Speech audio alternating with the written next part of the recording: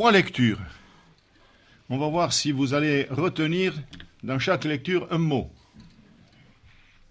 C'est un moment que je l'avais sur mon bureau, j'avais fait des petites bafouilles, là, des petites notes, et puis hier soir, hier matin, cherchant la face de Dieu, j'ai pu mettre au propre ce que j'avais commencé à étudier. D'abord, dans l'épître de Paul aux Colossiens.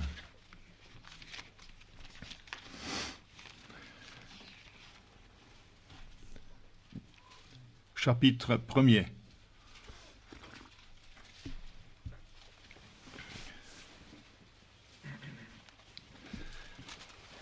Ça chauffe le champ, hein?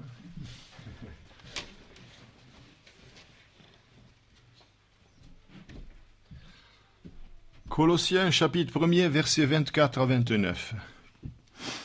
Je me réjouis maintenant dans mes souffrances pour vous, et ce qui manque aux souffrances de Christ, je l'achève en ma chair, pour son corps qui est l'Église.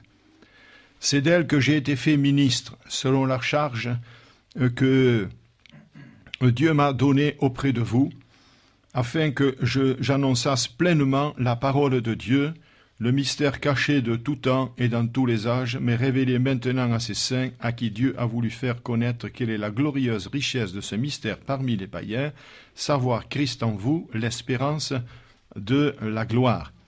C'est lui que nous annonçons, exhortant tout homme, instruisant tout homme en toute sagesse, afin de présenter à Dieu tout homme devenu parfait en Christ.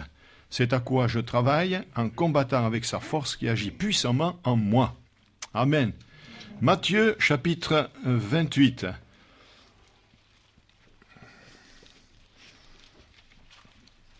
Premier évangile, le dernier chapitre et les derniers versets. Matthieu, chapitre 28, verset 16.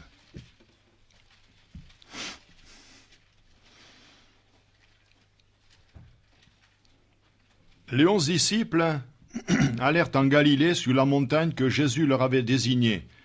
Quand ils le virent, ils se prosternèrent devant lui, mais quelques-uns eurent des doutes.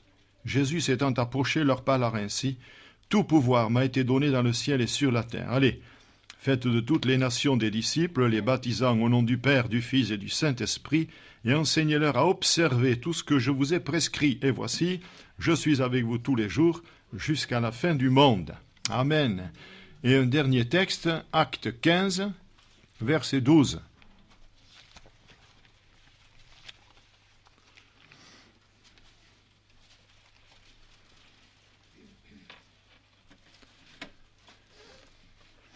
Acte 15 et verset 12. Toute l'assemblée garda le silence. Et l'on écouta Barnabas et Paul qui racontèrent tous les miracles et les prodiges que Dieu avait faits par eux au milieu des païens. Amen. Est-ce que vous avez retenu les 3 mots ou les 3 choses sur lesquelles nous allons parler? C'est difficile, je le conçois. Alors nous allons parler de Christ en nous, Christ avec nous et Christ par nous. Amen. Mais il faut d'abord qu'il soit en nous. Nous allons prier. Notre bon Père Céleste, nous te rendons grâce parce que nous avons chanté au ciel est notre patrie, et c'est vrai. Et nous devons tout faire pour y accéder et nous maintenir dans cette position de foi qui te plaît, d'être fidèles jusqu'au bout. Nous pouvons chanter bien des choses, des allegros, pouvons sauter, lever les mains dans la joie, c'est bien, mais que le cœur soit à l'unisson avec ce que nous pouvons faire extérieurement. Nous te bénissons ce matin parce que nous sommes là dans le culte du Seigneur. Nous sommes là debout devant toi, Seigneur, comme lorsque les scribes faisaient la lecture de la parole de Dieu, tout le peuple était attentif et écoutait les oracles du Seigneur. Je te loue, mon Dieu, de ce que tu veux nous instruire encore ce matin et nous rappeler certaines grandes vérités que nous devons mettre en pratique pour être heureux et porter du fruit. Donne à ton serviteur, comme le disait mon frère tout à l'heure, eh bien, s'il le faut, une parole de sagesse, de connaissance, une prophétie, à mon insu, Seigneur, mais instruis ton peuple, nourris ton peuple, Tu es venu pour cela, je suis venu pour cela, ils sont venus pour cela, au nom de Jésus. Amen. Gloire à Dieu. Je commence par le premier texte, Colossiens, chapitre 1er, donc, où il est dit « Christ en vous », donc en nous. Si je m'adresse à vous, je dis Christ à vous. Si je me mets dans le lot, je dis Christ en nous. C'est la même chose. Christ en nous, c'est l'espérance de la gloire, c'est vrai. Mais il y a un impératif. Et l'impératif, c'est quoi? Mais c'est la conversion. C'est la conversion. On ne peut pas avoir Christ en nous, à savoir le Père, le Fils et le Saint-Esprit, si l'on n'est pas passé par la croix. C'est l'impératif. Saul de Tarse était religieux jusqu'au bout des ongles. Il racontera qu'il était un pharisien, fils de pharisien, etc. Il dira pour sa défense, j'étais un observateur de la loi, un homme intransigeant, mettait les chrétiens en prison, et il partait à Damas pour faire de même, mais là, le Seigneur l'a arrêté, il a dit, maintenant Paul, tu vas trop loin. Il te serait dur de regimber contre les aiguillons. Et Paul là est tombé sur sa face, on l'a mené à Damas, Ananias a prié pour lui, et lorsque les écailles de ses yeux sont tombées, qu'il a recouvré la vue, Ananias lui dit, et maintenant, que tardes-tu? Lève-toi et sois baptisé. Alléluia. Et sers le Seigneur. Et aussitôt, on voit dans l'Écriture que Paul s'est mis à discourir et à réfuter les Juifs en prouvant, par l'Ancien Testament, forcément le Nouveau n'était pas écrit, que Jésus était le Seigneur. Donc il y a un impératif, Christ en nous. Amen. C'est l'espérance de la gloire, mais à condition qu'il y reste. À condition qu'il y reste. J'ai dit qu'un de ces jours, quand le Seigneur le permettra, je vous montrerai par cet texte comment nous pouvons perdre le salut. Si nous perdons la foi, nous perdons le salut, ça c'est clair. Mais il y a des choses importantes dans la vie du chrétien, c'est de garder précieusement jusqu'au bout ce que nous avons reçu, afin que personne ne prenne notre couronne. C'est l'espérance de la gloire que nous devons conserver. C'est formidable quand on a une espérance.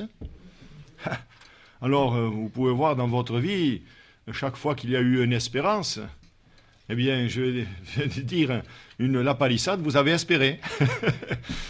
Vous avez espéré que vous auriez ceci, vous auriez cela, vous pourrez acheter. Vous espérez quelque chose. Ça se réalise ou ça ne se réalise pas. Ça, c'est les choses du monde.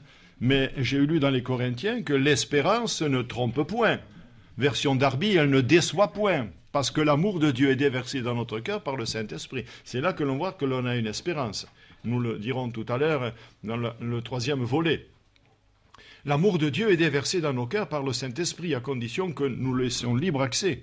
Sinon, nous devenons des étangs où l'eau se corrompt, mais nous devons devenir des lacs qui reçoivent l'eau et qui la transmettent. Si nous gardons pour nous-mêmes ce que nous avons reçu, nous nous sclérosons. Cet homme dont je lisais un article, je l'ai dit la semaine dernière, disait ces gens priaient depuis 9 mois pour être dans la plénitude de l'esprit, baptisés de l'esprit, mais il disait vous pouvez prier 10 ans comme ça, vous ne recevrez rien. Commencez à manifester ce que vous avez reçu. Commencez à donner ce que vous avez reçu, et au fur et à mesure, Dieu va vous donner. Si je reçois et si je ne donne rien, je me sclérose et je meurs. Nous devons conserver donc cette espérance, donc veiller, marcher dans la fidélité, nous consacrer et combattre. Nous l'avons chanté tout à l'heure. Lève-toi, fidèle armée. Le combat est là. L'apôtre Paul a bien terminé le combat. J'ai terminé le combat. J'ai achevé la course, j'ai gardé la foi désormais, etc.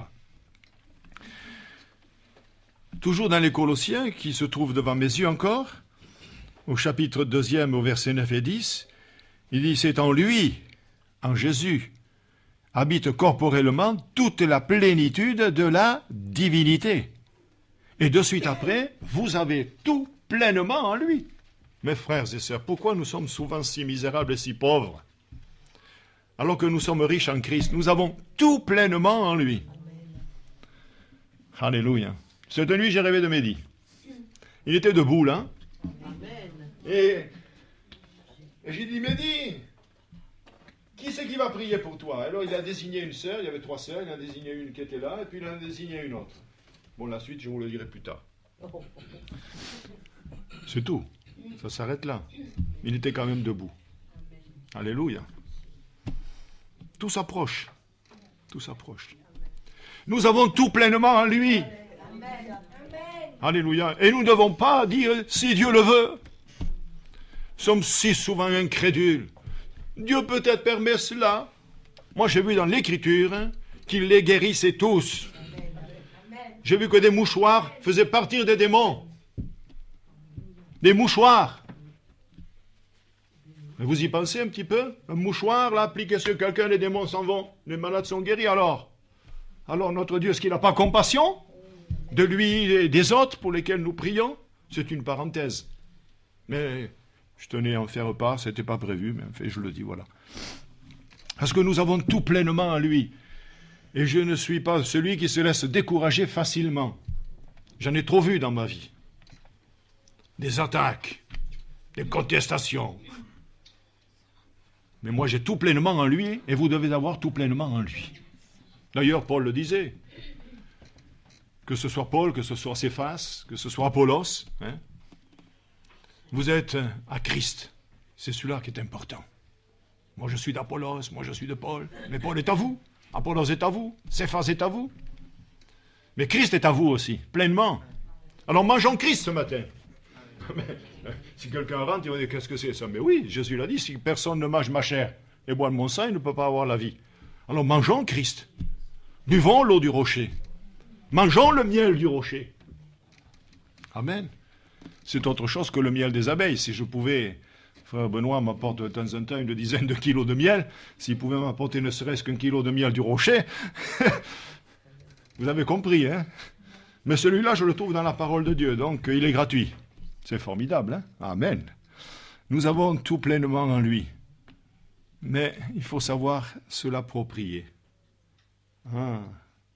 Savoir se l'approprier. Ce verre d'eau a été mis à ma disposition. Vous êtes d'accord? Et il ne me faut pas beaucoup de foi pour étendre ma main, le porter à ma bouche et boire. Je me suis approprié ce qui m'a été donné. Est-ce que vous comprenez cet exemple? Il est simple, hein? C'est une étude pour les enfants, ça. Eh bien, c'est la même chose pour tout ce qui est écrit dans la parole de Dieu. Seulement, il y a tellement ce doute, insinué par le vieux serpent, qui est toujours là. Dieu a-t-il réellement dit? Et alors, le doute est là. J'ai parlé de la guérison, mais c'est pour tenter tant de choses. Je vous ai raconté l'histoire, tiens, il y a un fax qui arrive du ciel, l'histoire de cet homme qui voulait du travail, je l'ai dit le mardi ou le jeudi, donc le dimanche, tout le monde en bénéficiera. Une salle était bondée, tout le monde cherchait du travail, parce que le directeur de cette maison avait dit, eh bien, j'ai du travail pour vous, présentez-vous. Et tout le monde s'est présenté, alors ça fumait, ça discutait, etc., etc. Puis il est entré un homme, tout était déjà plein, mais lui, il s'est assis et il n'a pas bronché. Les autres discutaient, papotaient. Et puis tout à coup, on voit cet homme qui arrive le dernier, qui se lance vers la porte du directeur, il ouvre la porte, il rentre. Quelques secondes après, il ressort, il dit « Messieurs, mesdames, vous pouvez tous partir, le travail est pour moi. » Ils étaient tous interloqués, visage interrogateur. Et il dit « Mais bien sûr, vous étiez en train de discuter, mais vous n'avez pas écouté. » Il y avait un message en morse.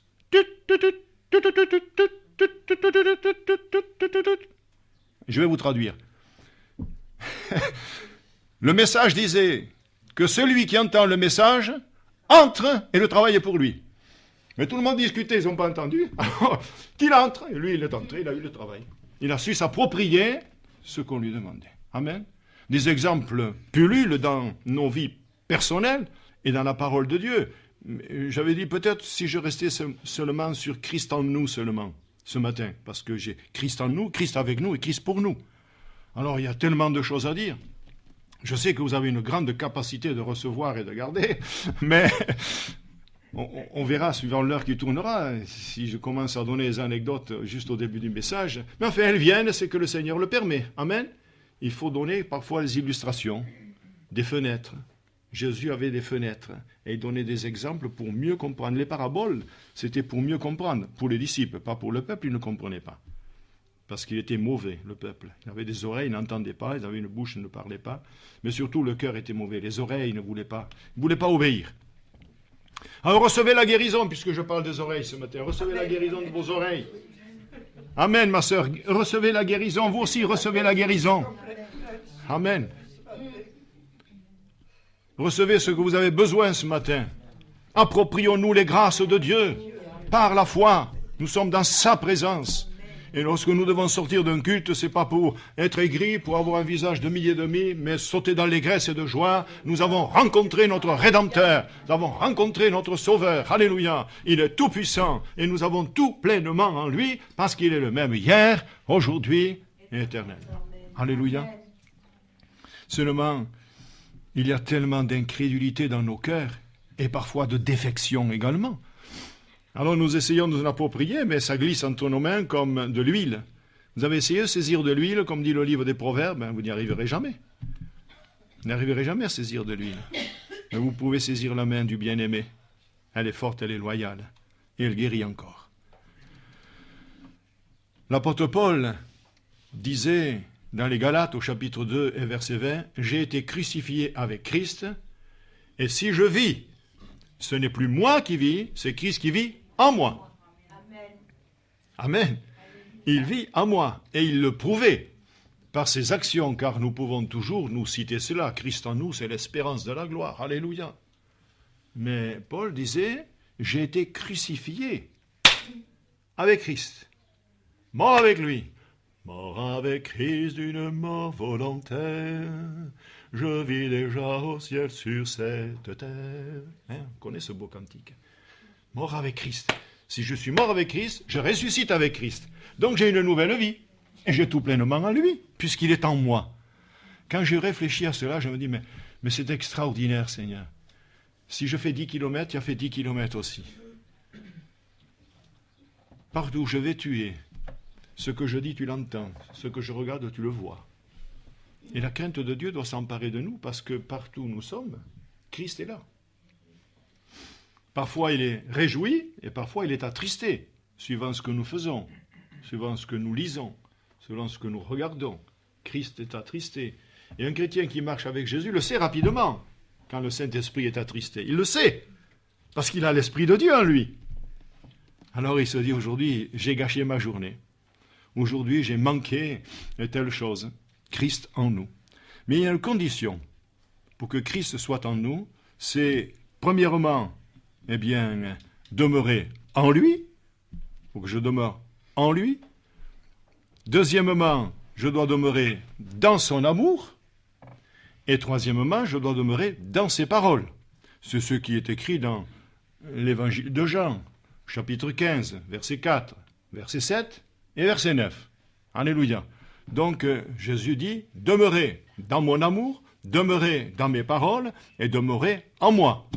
Vous lirez le chapitre 15, c'est le chapitre qui nous parle du cep et du sarment. Au début, ensuite il parle d'autre chose. Gloire à Dieu. Alors il y a un résultat de tout cela. Le premier point, nous allons l'achever, comme ça je ne serai pas trop long. Dans les Éphésiens, au chapitre 3 et verset 20, il est dit, or, restons dans le premier point, Christ en nous. Or, à celui qui peut faire, par la puissance qui agit en nous, infiniment au-delà de ce que nous demandons, pensons, moi j'ajoute espérons, croyons, bien au-delà.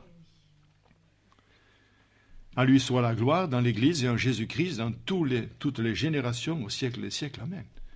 À celui qui peut faire. Il peut. Rabouni, si tu le veux, tu peux me rendre pur. Jésus étendit sa main et dit, je le veux, sois pur. Frères et sœurs, recevez la guérison du Seigneur dans votre cœur, dans votre âme et dans votre esprit. Recevez la paix de Dieu ce matin. Recevez ce que vous avez besoin, parce qu'il est dit à celui qui peut faire par la puissance qui agit en nous infiniment au-delà de ce que nous pensons, de ce que nous demandons. Il peut faire au-delà. Dans sa bonté, parfois, nous avons demandé 10 centimes un exemple, et nous en avons reçu 100. Pourquoi? Parce que c'est la mesure secouée qui déborde avec le Seigneur. Christ en nous. Et pour passer au deuxième point, je vais l'introduire par une phrase qui se trouve dans Jean au chapitre 14. Dieu nous a donné le Consolateur afin qu'il demeure éternellement avec nous. Et ça introduit le deuxième point, Christ avec nous. Vous vous rappelez déjà la deuxième lecture.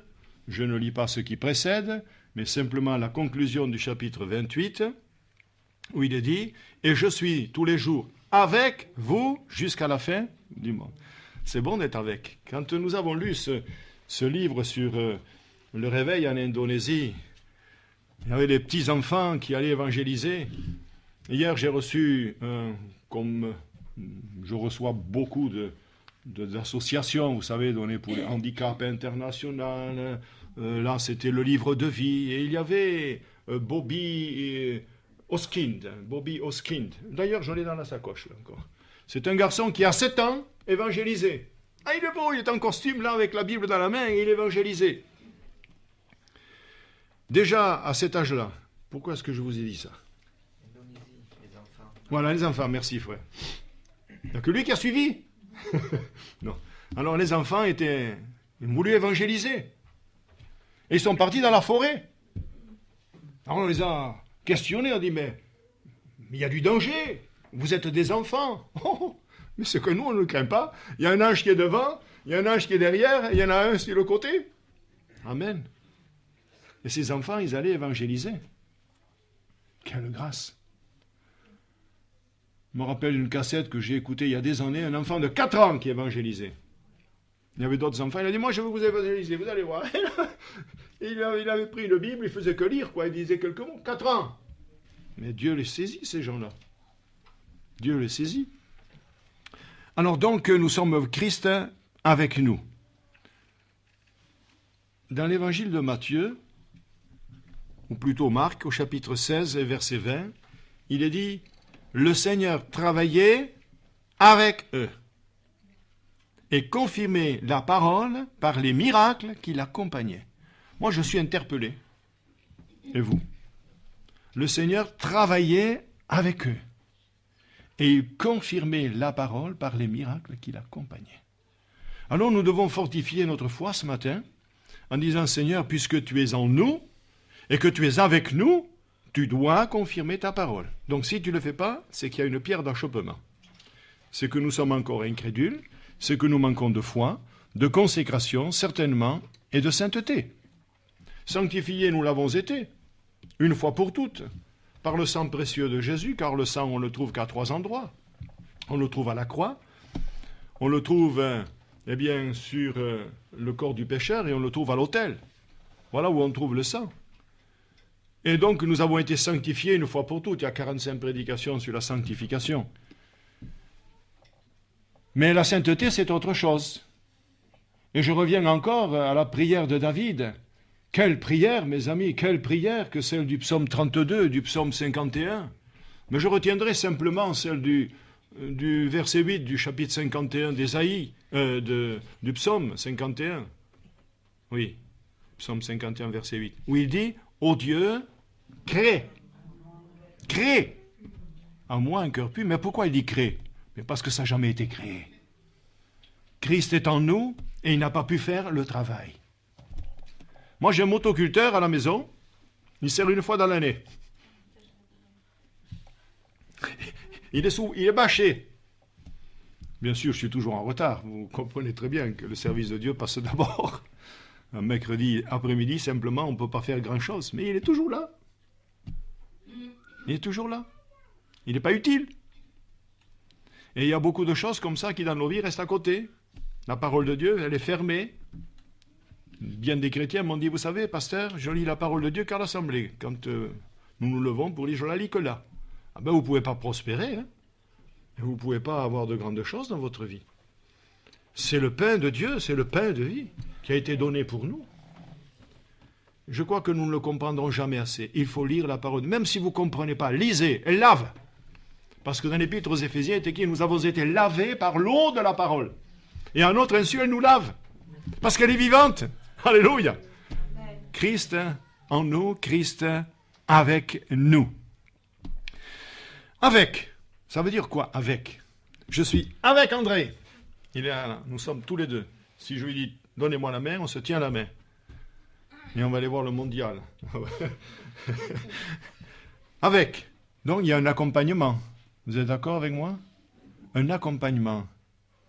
Main, main, main dans la main, Jésus nous tient la main.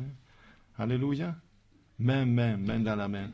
Je me rappelle, il y a 37, 38 ans, on chantait comme ça avec M. Riggenbach. C'était une réunion à Strasbourg. Lui, il aimait beaucoup chanter. Alors, tout le monde se tenait à la main, tout le monde zingait, là, je ne sais pas comment on dit. Main, main, main dans la main, Jésus nous tient la main. Un petit lien. Et voilà, etc. Il suffit que je chante une fois pour que ça revienne. Main dans la main. C'est bien d'avoir la main dans la main. Les amis se tiennent par la main. Mais Jésus a une main forte.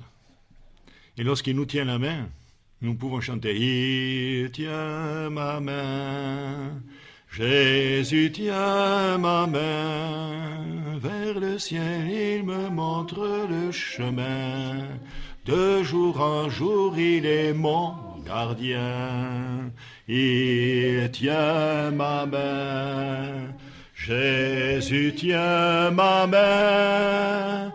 Le chemin est long, mais le Seigneur est bon, et il tient ma main. C'est à cause de ce chant qu'une maman a retrouvé son enfant. Tout le monde le connaît. Vous ne connaissez pas ma sœur? Oh, que c'est dommage. Allez, 30 secondes. Chrono en main. C'est une maman qui avait perdu ses enfants, il y a eu la rafle, et tous les enfants ont été kidnappés. Puis quelques années plus tard, les enfants étaient là. Tous les enfants, des dizaines et des dizaines et des dizaines d'enfants. Comment reconnaître son enfant plusieurs années plus tard? Moi, il y en a qui disent c'est lui, c'est pas lui, il portait des lunettes, avant il en avait. Maintenant, il n'en a pas, c'est lui, c'est bien lui. C'est moi, disait l'aveugle-né. Et alors, comment retrouver son fils? Alors tout à coup, il est venu une idée. Elle a commencé à chanter. Il tient ma main. Et tout à coup, du milieu de tous ses enfants, il y en a une qui est sortie. Maman! Alléluia. Quand elle était petite, elle lui avait enseigné ce chant. Enseignez des cantiques et des chœurs à vos enfants, et ils s'en souviendront. D'ailleurs, c'est écrit. Quand ils seront grands, ils ne s'en détourneront point. Peut-être ils se détourneront un moment, mais ils reviendront. Parce que l'écriture est là. Parce que nous prions derrière. L'accompagnement, donc cela signifie également une protection. Si je marche avec Jésus, je marche tout le long du jour, je serais tenté de rien que de chanter ce matin. L'accompagnement, la protection. Mais quelle protection? Jésus disait à ses disciples, rien ne pourra vous nuire. Alors de quoi avez-vous peur, frères et sœurs? Rien ne pourra vous nuire. Vous êtes donné le pouvoir de marcher sur les serpents, d'écraser les scorpions. Rien ne pourra vous nuire. Dans l'affaire de quelques jours, j'ai vu 2 vipères. La première, elle n'a pas fait long feu, je vous l'ai raconté. Et la deuxième, elle était juste à l'entrée de la maison. Elle voulait peut-être venir. Ce vieux serpent avait fait des petites vipères pour venir chez nous, tranquille. Et elle était contre le mur, comme ça, dans l'angle. J'ai dit, ne bougeons pas. On va lui donner à boire du lait, on va la caresser. Je suis allé derrière, j'ai trouvé un petit truc qu'on racle la terre, là. Et tranquillement, au premier coup, j'ai coupé le thorax. Par la tête, je suis pas arrivé, le thorax, mais ça suffit. Ça tenait par un fil. Il a suffi simplement de faire juste ça, et puis la vipère. C'est terrible, la vipère. C'est petit, on en a peur, hein, parce que personne ne veut la saisir. Si nous avions peur du diable, comme ça, on ne le voit pas, il existe pourtant. Je disais à ma femme, chaque personne de cette ville est tenue par le diable. Chaque personne. C'est pas pour cela qu'ils seront possédés. Mais le diable tient leur esprit. Le monde entier sous la puissance du malin. Alors quand nous parlons à des gens qui sont incrédules, nous savons. Et nous ne pouvons pas nous irriter. Nous sommes dans une ville terrible. Ma sœur n'a pas bien dormi hier soir. C'est la festivité, toujours de la fête. Et des bombes par-ci, des bombes par-là, des feux d'artifice par ici, des lasers par-là. Jusque chez moi, je l'entendais. Toujours les amusements. Ici, c'est cela. Le diable se sert de ce domaine de l'amusement sur les mots pour occuper les esprits. Et nous nous réunissons pour prier. Jusqu'à ce que cette gangue qui est là casse et que de l'intérieur viennent des précieuses âmes pour le ciel et pour Jésus. Alléluia. Alors il y a l'accompagnement, il y a la protection, il y a une garantie de sa joie. Vous aimez être joyeux, hein? Mais Jésus a dit, soyez toujours. Il a dit par la bouche de l'apôtre Paul. Mais Jésus a dit aussi, je vous laisse ma paix. Je ne vous la donne pas comme le monde la donne, mais je vous laisse ma paix. C'est-à-dire, elle est avec vous, ma paix. Ma joie est avec vous. Soyez toujours joyeux. Et l'apôtre Paul, de peur qu'on ait vite passé comme ça sur la lecture, le répète. Je le répète, réjouissez-vous toujours dans le Seigneur. Amen. J'ai prêché à Cavaillon sur la joie. Ma sœur Jeanne doit s'en rappeler, il y a pas longtemps. Hein. Il n'y a que plus de 30 et quelques années, hein, sur la joie. Il y en a des choses sur la joie. Comment avoir la joie, comment la conserver. Peut-être un jour on en parlera. Mais comme vous êtes joyeux, passons dessus. Et puis, avec veut dire aussi la garantie de son amour. Recevez mon amour. Mon amour est avec vous. L'amour de Dieu, il surpasse toute intelligence. C'est une garantie que Christ soit avec nous. Et puis c'est une garantie également de sa présence. Puisque nous avons lu, je suis avec vous tous les jours, jusqu'à la fin du monde. Combien d'enfants de Dieu disent, j'ai peur que Jésus m'ait abandonné. Oh, l'indigne sentiment. Christ n'abandonne pas sa créature, c'est nous qui l'abandonnons. Dans l'Ancien Testament, dans le livre d'Ésaïe, qu'est-il dit? Il dit, tu t'es lassé de moi, ô Israël? Qu'est-ce que j'ai fait pour que tu te lasses de moi? Il y a des épouses qui se lassent de leur époux et vice-versa. Des enfants qui se lassent des parents. Des professeurs qui se lassent des étudiants qui se lassent de leurs professeurs, etc., etc. Il y a des gens qui se lassent de tout. Et des chrétiens qui se lassent de prier et de louer. Pourquoi est-ce que qu'est-ce qu'il nous a fait, le Seigneur? Si ce matin, nous pouvions redonner notre vie et lui dire, Seigneur, je veux être ton ami. Vous vous rappelez que je vous ai prêché là-dessus dimanche dernier? Il veut être notre ami. Et nous pouvons dire, tu es mon ami, mais est-ce que lui peut dire ce matin, tu es mon ami? Un ami, on lui confie des choses, pas au serviteur. Moi, je suis serviteur de Dieu, mais je ne suis pas serviteur, comme il dit la parole de Dieu. L'esclave qui vient servir le maître, il ne sait rien, mais l'ami, il sait. Alors, bien sûr, c'est bon d'avoir sa présence.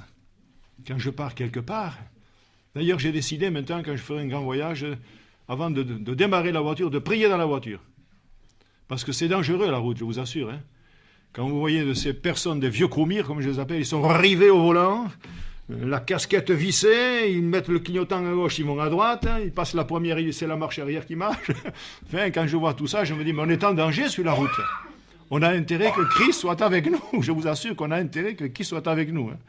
Eh oui, mais c'est l'assentiment de sa présence. Et puis pour terminer ce deuxième volet, je prendrai l'exemple des 2 disciples d'Emmaüs au chapitre 24, qu'il est beau ça. Et Jésus fit route avec eux. Et Jésus fit route avec eux. Et que s'est-il passé en faisant route? Eh bien, vous lisez le chapitre 24. Et vous verrez que ces pauvres personnes qui, comme le disait le frère Tcherkatchian quand il est passé ici, qu'il a prêché sur ce texte-là, vous en rappelez certainement, il a dit ils étaient en panne. Vous vous rappelez? Il a dit ils étaient en panne. Et oui, ils étaient en panne. Ils avaient perdu leur meilleur ami. Ils avaient perdu celui qui les éclairait, celui qui les consolait, celui qui leur expliquait les paraboles. Ils avaient perdu la perle, le trésor, le rocher, la source, le ruisseau de Dieu, qui est plein d'eau. Ils avaient tout perdu. Et ils étaient là en gémissant. Il y avait un certain Cléopas qui était là, le nom du second nous est tu. Mais il se donnait une bourrade. Et Cléopas, tu t'en rappelles? Quand Jésus, eh bien, a répondu à Pierre, va jeter l'hameçon. Et le premier poisson qui viendra, tu ouvriras la gueule, il y aura un statère, tu paieras pour toi et pour moi. Tu as vu la tête du douanier quand il a vu qu'on y amenait un poisson? Tu as vu la tête quand la Samaritaine, eh bien, a été vers le village, comment Jésus a parlé? Tu as vu comment il a fermé la bouche aux pharisiens, etc. Oui, d'accord, mais ça fait 3 jours qu'il est plus là. Ça fait 3 jours qu'il est mort. Et c'était pour ça que Jésus a dit, mais de quoi vous entretenez-vous pour que vous soyez si triste? alors qu'il y avait tellement de sujets de consolation. Et ils ne croyaient pas qu'il était ressuscité. Ils étaient en panne, vraiment. Il n'y avait pas assez... Vous n'êtes pas tombé en panne déjà? Moi, je suis tombé en panne 1 ou 2 fois dans ma vie. Et j'avais peur un jour de tomber en panne à la Bastide, quand M. Ramos, très diligent, a voulu aspirer du gasoil dans un bidon pour le mettre dans mon réservoir, et sa bouche était pleine de gasoil. Hein? Alors, je vais dire, à la côte, là, vous savez, quand on monte, je risquerais de tomber en panne parce que ça grimpe. Alors, si on pouvait mettre un petit peu de...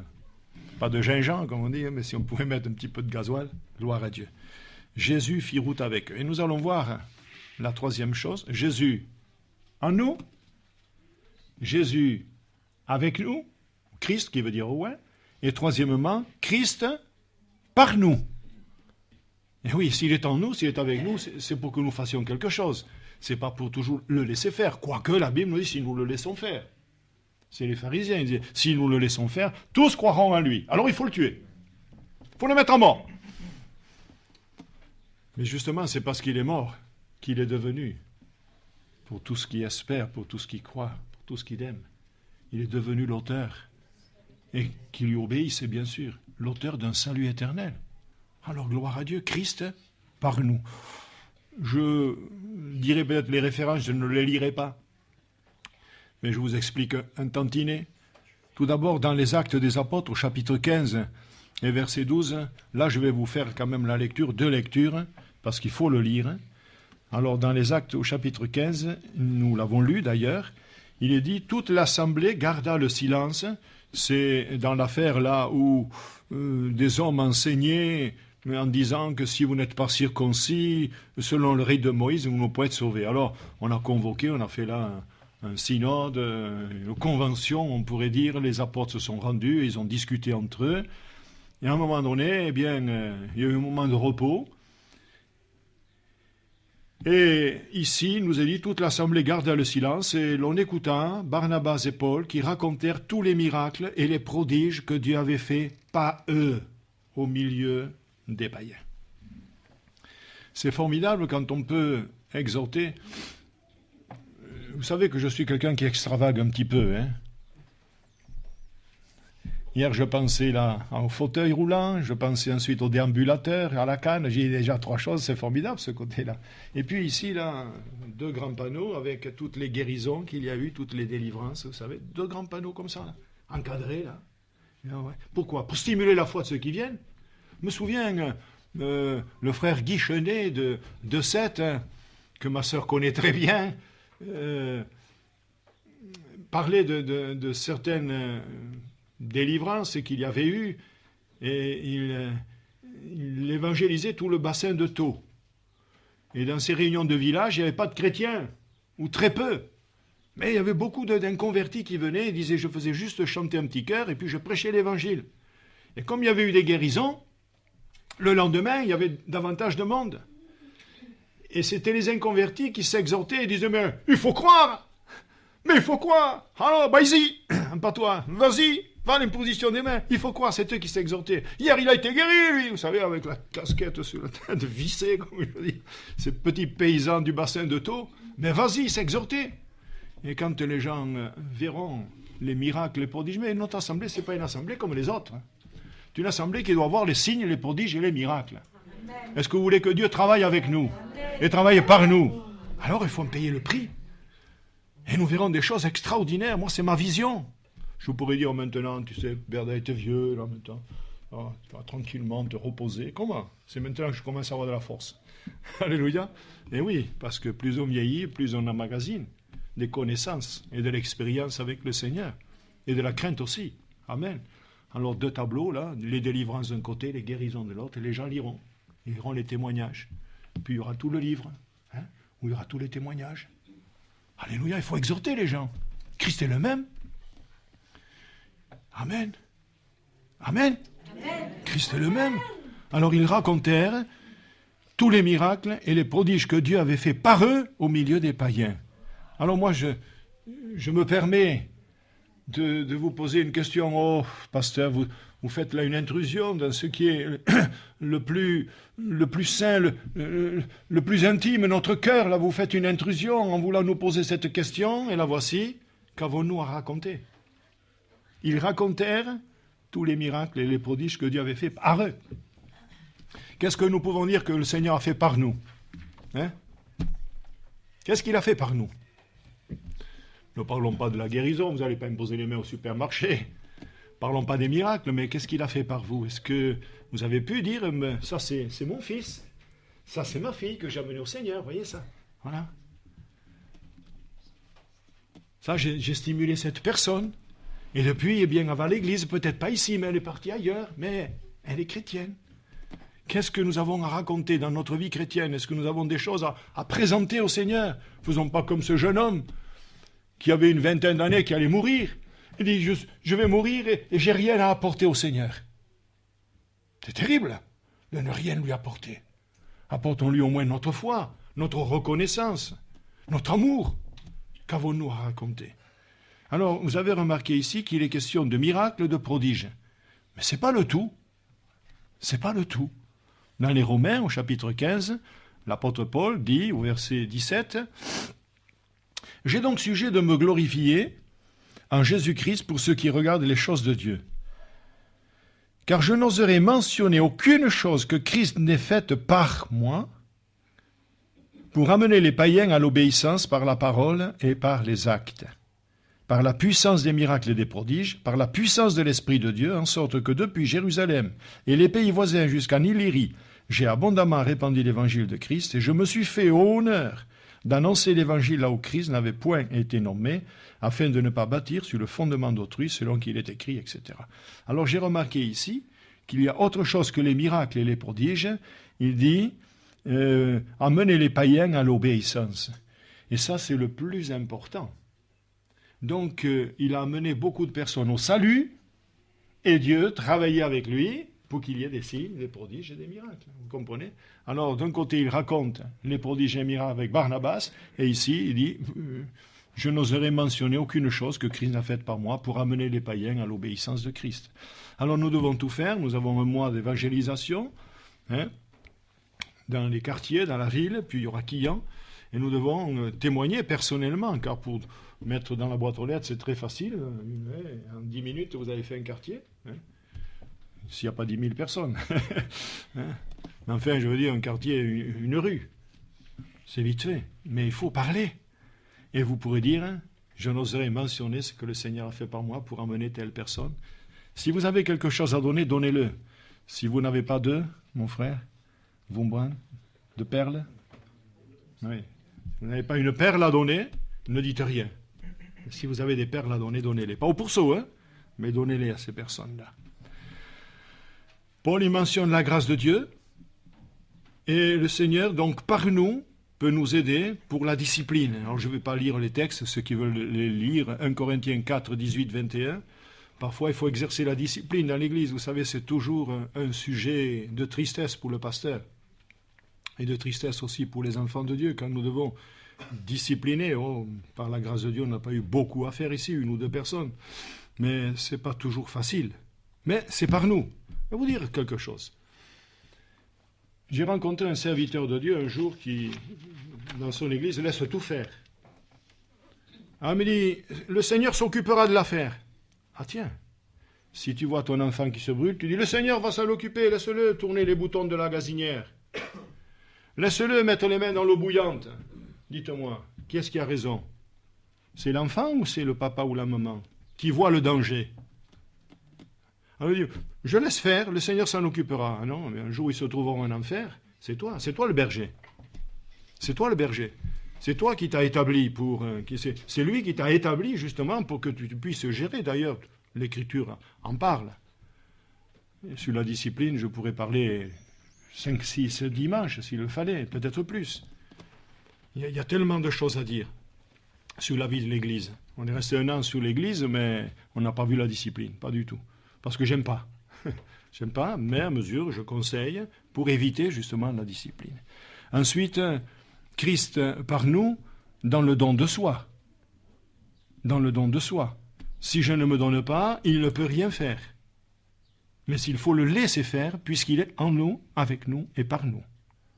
Puis pour la croissance de l'Église. L'Église s'accroissait par l'assistance du Saint-Esprit, mais s'accroissait par qui? Mais s'accroissait par les chrétiens qui témoignaient. Si les chrétiens ne témoignent pas, les âmes ne viennent pas. Et souvent, nous nous trouvons peau de chagrin. Dimanche dernier, ça a été une journée noire. Jamais, depuis le début de l'œuvre, nous n'avons été aussi peu nombreux. À peine 15 chrétiens. Alors je vous ouvre mon cœur. Que faut-il faire? Vous voulez tuer le pasteur? Vous voulez tuer l'Église? Vous voulez tuer les âmes? Bon, je veux croire que c'est une exception dimanche dernier. Déjà une exception. Je veux le croire comme ça.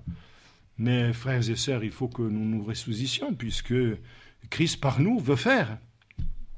Il faut prendre nos responsabilités. Je me rappelle, mon frère avec qui je travaillais en Avignon, lui, il disait, dans les derniers jours, le chrétien devra s'affirmer. Il employait une autre locution, il disait, le chrétien doit prendre position. J'ai pris position un jour, je ne dois pas me tourner le dos le jour du combat, un petit peu comme il est écrit dans un psaume, n'est-ce pas? Et les fils d'Éphraïm tournaient le dos le jour du combat.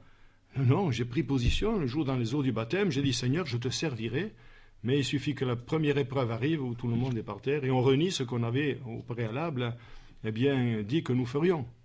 Ah, frères et sœurs, combien la nature humaine est versatile. Combien elle est versatile. Voyez-vous qu'il nous faut, comme je l'ai dit tout à l'heure, veiller, prier, servir, combattre, etc. et demeurer fidèles. Puis, Christ par nous, pour la gloire de Dieu. Parce qu'il est quand même écrit, faites tout pour la gloire de Dieu. Tout. Que ce soit à manger, que ce soit dans l'habillement, que ce soit dans le travail, dans le service. Mais oui, tout pour la gloire de Dieu.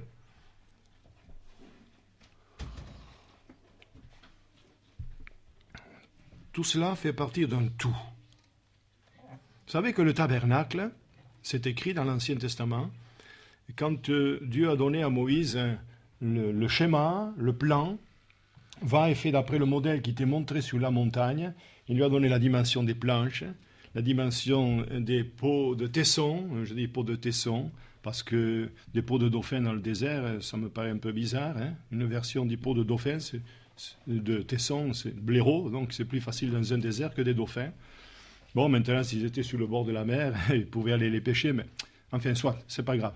Il leur a donné la dimension des tentures, la couleur, il leur a donné les agrafes, enfin, tout. Il y fait d'après le modèle qui t'est montré sur la montagne, et quand tu auras construit tout cela, quand tu auras mis tout cela en œuvre, il dit, et le tabernacle formera, qui c'est qui peut m'aider? Un tout. Et l'Église doit former un tout. Elle ne doit pas être disparate. L'Église doit former un tout. Vous avez vu un abricot, puisque c'est la saison des abricots, à moitié, il manque la moitié de l'abricot, et sur l'arbre, il n'y a que le noyau, à part que les oiseaux les mangeaient. Mais vous ne verrez jamais cela, vous verrez un abricot entier, une pêche entière, etc. Et l'Église doit former un tout. Le tabernacle forme un tout. Et l'Église forme un tout. Nous sommes le corps de Christ. Alléluia. Christ est la tête. Et ce matin, je suis la bouche. Mais Christ est la tête. Alors donc, faites tout pour la gloire de Dieu. Faites tout aussi pour conserver, c'est écrit, l'unité de la foi et l'unité de l'esprit. Ça, c'est dans les Éphésiens, au chapitre 4 et verset 3, pour l'unité de l'esprit, et le chapitre 4 et verset 13, pour l'unité de la foi. Faites tout pour conserver cette unité, conserver la communion fraternelle, l'unité de l'esprit. C'est formidable. Et l'unité de la foi, quand nous prions, nous devons tous axer vers le même but. Nous devons prier pour la même chose avec intensité. C'est l'unité de la foi. Nous croyons, Seigneur. Nous croyons que tu peux faire cela. Amen. Et Seigneur, et puisque tu le crois, tu verras. Si tu crois, tu verras la gloire de Dieu. Et puis, j'ai remarqué également, avant de conclure, que dans la primitive Église, il n'était qu'un seul cœur et une seule âme. Et le Seigneur ajoutait. Parce qu'il n'était qu'un seul cœur et qu'une seule âme. Acte 4, 32. Et je termine maintenant par l'évangile de Jean, au chapitre 13 et verset 35. À ceci tous connaîtront, ce n'est pas quelques-uns, à ceci, tous connaîtront que vous êtes mes disciples si vous avez de l'amour les uns pour les autres, c'est-à-dire par nous. Je dois aimer, tu dois aimer, nous devons aimer, il doit aimer. Je, tu, il, nous, vous, ils. On va faire de la grammaire maintenant. Nous devons aimer. Et à ceci, les gens diront, mais regardez comme ils s'aiment ces gens-là. Nous, on est en train de se tuer, on est en train de se dénigrer, on est en train de se critiquer. Mais regardez comme ils s'aiment ces gens. Regardez comme ils sortent de l'église, ils sont souriants. Nous avons un visage de 12h30. Et ils ont un visage de 3h moins le quart. Ils sont souriants, ils sont heureux, regardez comme ils s'embrassent, comme ils s'aiment. Mais il faut aller voir, qu'est-ce qui se passe là-dedans? Peut-être que le pasteur leur donne des jujubes, peut-être qu'il leur donne des bonbons, peut-être qu'il leur donne un euro. Ah. Un euphorisant, c'est ça? Ils sont euphoriques, donc un euphorisant. Qu'est-ce qu'il leur donne, le pasteur, là-bas? Il leur prêche la parole de Dieu. Et ils ont reçu la parole de Dieu. Et vous êtes heureux, vous qui recevez la parole de Dieu, parce qu'elle agit en vous qui croyez. Amen. Vous vous souviendrez de tout cela? Ça fait beaucoup, hein? Christ en nous, Christ avec nous, Christ par nous. Christ en nous, Christ avec nous et Christ par nous. Retenez ces trois choses et vous-même, vous verrez dans votre vie tous les jours. Vous posez cette question, Seigneur, si tu es avec moi, alors maintenant, tu me délivres. Seigneur, tu permets que cela, je ne le fasse plus, parce que je confesse ma misère, je confesse mon péché. Je désire marcher avec toi. Et je le chanterai. Je marche avec Jésus tous les jours, jusqu'à la fin du jour. Alléluia. Tous les jours, je marche avec Jésus. Amen. Voulez-vous marcher avec Christ? Qu'il soit votre maître, qu'il soit votre roi, qu'il soit votre guide. Et je termine par cette phrase que le Saint-Esprit me rappelle maintenant à l'esprit. Qui est parti? Et qui revient. Amen. Il sera notre guide jusqu'à la mort. Amen. Qu'il le soit pour vous en vérité. Amen. Mon cher Sauveur, je te rends grâce et je te bénis de tout mon cœur et de toute ma force parce que tu es mon Dieu, tu es mon Sauveur. Et il est vrai qu'à moi tu m'as fait du bien quand je travaillais ce message parce que, comme nous l'avons lu, Christ en nous, c'est l'espérance de la gloire. Mais faut-il comprendre d'abord et connaître la conversion, venir à Jésus, comme Paul est venu, comme beaucoup sont venus. Alors oui, Christ est en nous, mais il peut être triste, il peut ne pas pouvoir agir si nous ne le laissons pas faire. Tu peux venir avec nous dans certains endroits, dans certaines affaires où tu ne viens pas, parce qu'il y a des endroits où Christ ne va pas. Je veux te louer, Seigneur, parce que par nous, tu peux faire des choses extraordinaires. Donne-nous d'être disponibles entre tes mains, comme l'argile dans la main du potier. Et tu l'as dit à Jérémie lorsqu'il est descendu dans la maison du potier. Il a dit, ne puis-je pas faire pour vous la même chose? Il fit un vase qui ne réussit pas, comme cela arrive souvent dans la main du potier, puis il reprit, encore de l'argile et refit un autre vase tel qu'il trouva bon de le faire. Ne puis-je pas agir envers vous de la même manière, maison d'Israël? Seigneur, reforme-moi, s'il te plaît. Fais-moi passer sur le tour encore, Seigneur, afin que je sois accompli et que je puisse être utilisé par toi pour le salut des pécheurs et la guérison des malades. Seigneur, je te rends grâce parce que, oui, ce message m'a fait du bien à moi particulièrement, parce que j'ai lu et je l'ai dit, tu travaillais avec eux. Et je veux que tu travailles avec l'Église, avec ton serviteur, afin, Seigneur, que tu combles la mesure et que tu combles la défection des uns et des autres, en nous donnant des précieuses, de belles âmes, Seigneur, qui te serviront. Surtout, nous avons besoin de serviteurs et de servantes. Nous avons besoin de prédicateurs, nous avons besoin de musiciens, nous avons besoin de colporteurs, de colportrices, de véritables témoins. Oh, mon Sauveur, j'adore ce matin. Je me confie en toi, Jésus. Tu es tellement bon, Seigneur. Reçois ma louange, mon Dieu. reçois mon adoration. Tu es mon Dieu, je t'exalte. Tu es mon Tout-Puissant. Tu es le Tout-Suffisant, Seigneur. Le Tout-Suffisant. Tu es aussi le Ramenant. Et je me courbe devant toi. Tu es ici par ton esprit. Tu passes au milieu de nous, Seigneur. Tu veux nous toucher. Tu veux nous inculquer ta bonne parole pour que nous ne l'oublions pas. Je comprends pourquoi les Juifs devaient graver sur le front des versets bibliques, sur les frontaux de leur maison. Et quand ils partaient en voyage, c'était la même chose pour ne pas oublier la parole de Dieu. Je te rends grâce de ce que la parole a été faite chair et de ce qu'elle habitait parmi nous, pleine de grâce et de vérité. Merci, Seigneur. Reçois ma louange. Reçois mon adoration. Je me courbe devant ta sainteté, Seigneur. J'ai parlé au peuple. Agis maintenant, s'il te plaît. Amen.